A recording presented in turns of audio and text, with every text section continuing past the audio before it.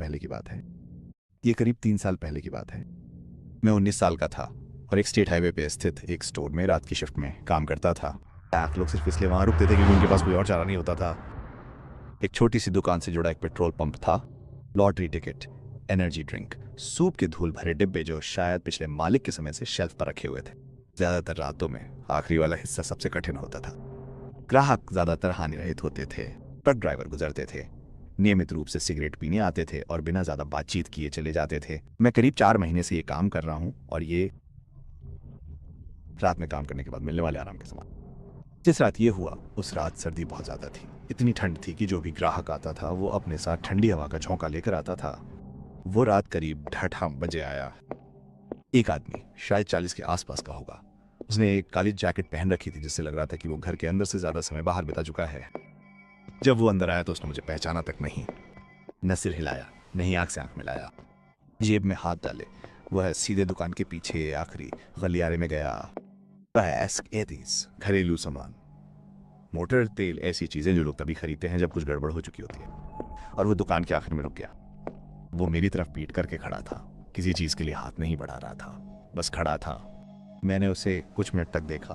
उसने कुछ नहीं उठाया, बस अपने हाथ बगल में रखे सिर थोड़ा झुकाए खड़ा था, जैसे वो फर्श तक पहुंच रहा हो। मैंने खुद से कहा कि वो थक गया है।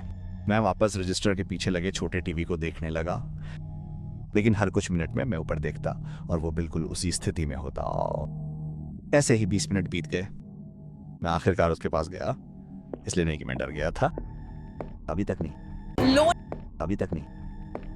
मैं गलियारे से होकर आया और कहा, अरे क्या तुम्हें सब ठीक लग रहा है बोपा? वो धीरे से मुड़ा। उसका चेहरा ठीक नहीं था। उसका मुंह थोड़ा खुला हुआ था। उसकी आंखें चौड़ी और सूखी थी, जैसे उसने काफी देर से पलकें नहीं झपकाई हों। उसने मुझे कुछ देर तक देखा, फिर वापस शेल्फ की तरफ मुड़ गया, जैसे मैंने कुछ कहा ही ना हो। मैं काउंटर पे वापस गया और खुद से कहा कि कुछ नहीं हुआ। मैं छत के कोने में लगे सुरक्षा शीशे को देखता रहा। वो हिला तक नहीं। फिर करीब 15 मिनट बाद वो हिला। वो नीचे झुका और अपने जूते उतारे, ध्यान से उनके फीते खोले और उन्हें शेल्फ के बेस के पास एक माइनस दूसरे के बगल में रख दिया। फिर उसने अपने मोजे उतारे, उन्हें एक बार मोड़ा और ऊपर रख दिया। वो नंगे पैर लैनोलम पर खड़ा हुआ और अपनी स्थिति फिर से शुरू कर दिया, अभी भी शेल्फ की तरफ मुंह करके, अभी भी किसी चीज को नहीं छू रहा था। उसकी ये सोच समझ कर की गई हरकत देखकर मेरा पेट खड़ा हो गया। ये जल्दबाजी नहीं थी, ये साफ महसूस रहा। ऐसा लगा जैसे वो कुछ ऐसे स्टेप्स दोहरा रहा हो जिनका उसने पहले 100 बार अभ्यास किया हो। फिर वो धीरे स्टोर के सामने की तरफ चला और दोनों हथेलियों को कांच के दरवाजे पर रखकर पार्किंग लॉट की तरफ देखने लगा। वो काफी देर तक ऐसे ही खड़ा रहा। उसकी कांच पर धुंध छा गई। फिर वो मुड़ा और पहली बार सीधे मेरी तरफ देखा। तभी मैंने उसके हाथ देखे। उसकी हथेलियां जिस कांच में थी उस पर काला धब्बा था। उसके हाथ की पोरियां फटी हुई थीं। ऐसे घाव थे जो किसी दुर्घटना से कम और किसी कठोर चीज पर घसीटे जाने जैसे लग रहे थे। जब तक वो दुकान में था उसकी जैकेट की कफ में खून रिस रहा था। उसके पैरों के पास एक छोटा माइनस सा काला गड्ढा बन गया था। वो किसी भी चीज पर प्रतिक्रिया नहीं दे रहा था। उसका चेहरा पत्थर जैसा था और उसकी आंखों के पीछे कुछ सख्त हो गया।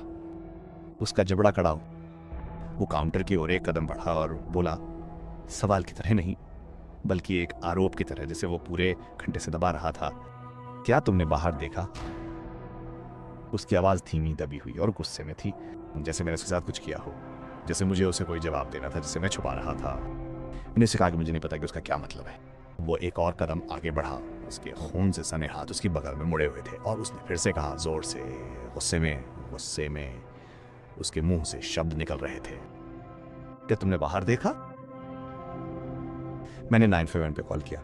मुझे कोई झिझक नहीं हुई। मैंने डिस्पैचर को बताया कि एक आदमी खून से लथपथ है और आक्रामक हो रहा है।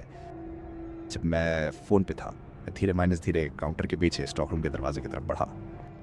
वो मुझे हिलते हुए देख रहा था। उसकी छाती धड़क रही थी। पिछले 1 घंटे से जो कुछ भी उसे संभाले हुए था वो पूरी तरह से खत्म हो गया था।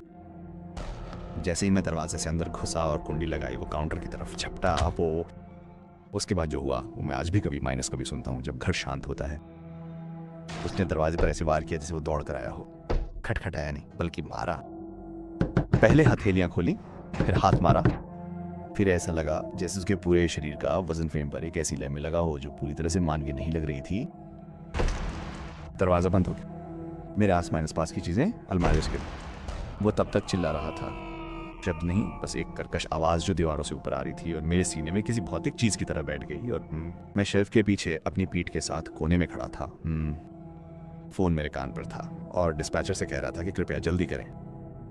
फिर लगभग 2 मिनट बाद ये अचानक बंद हो गया। धड़कन, चीख सब बंद हो गया। मैं हिला तक नहीं। मैं बस कोने में बैठा अपनी सांसें सुनता रहा। कुछ देर बाद पुलिस आई और पूरी बिल्डिंग और पार्किंग की तलाशी ली। उन्होंने वापस आकर बताया कि वो कहीं नहीं मिला। उसके जूते अभी भी गलियारे के पीछे पड़े थे। मोजे ऊपर से बड़े करीने से मुड़े। सामने के दरवाजे पर खून के धब्बे थे। बाहर की ओर जाने वाले काले धब्बों की एक कतार थी जो प्रवेश द्वार से कुछ फीट आगे जाकर रुक गई, जैसे वो गायब हो गया हो। कोई फॉलोअप नहीं, कोई केस नंबर नहीं। मुझे नहीं पता कि वो कभी मिला या नहीं, या मेरे स्टोर में आने से पहले उसके हाथों का क्या हुआ, या उसे लगा कि वो पार्किंग लॉट में उसका इंतजार कर रहा है। मैंने अगले हफ्ते छोड़ दिया। उसके बाद से मैं दिन में सिर्फ एक बार स्टोर के सामने से गुजरा और मैं रुका नहीं। मैं लगातार उन शब्दों के बारे में सोचता हूँ। क्या तुमने बाहर देख? उनमें गुस्सा था, वह निश्चितता, जैसे मुझे पहले से पता होना चाहिए था, जैसे कि न जानने के कारण वो किसी चीज में असफल हो गया। मुझे कभी कोई ऐसा अर्थ नहीं मिला जिससे मुझे सुकून मिले। लेकिन रात के 2 बजे जो ख्याल मेरे मन में आया वो ये था कि अगर मैंने स्टॉक रूम का दरवाजा बंद ना किया होता तो क्या होता। मैं शायद 2 सेकंड के अंतर से अंदर आ गया। मेरे द्वारा बोल्ट फेंकने और उसके दूसरी तरफ से मारने के बीच 2 सेकंड का अंतर था। मुझे नहीं पता कि वो क्या करता।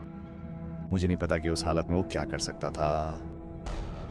उसकी आंखों में वो भाव और उसके हाथों में वो गुस्सा देखकर मुझे बस इतना पता है कि मैंने दरवाजा बंद किया था। और मुझे सच में नहीं पता कि अगर मैंने ऐसा ना किया होता तो क्या होता।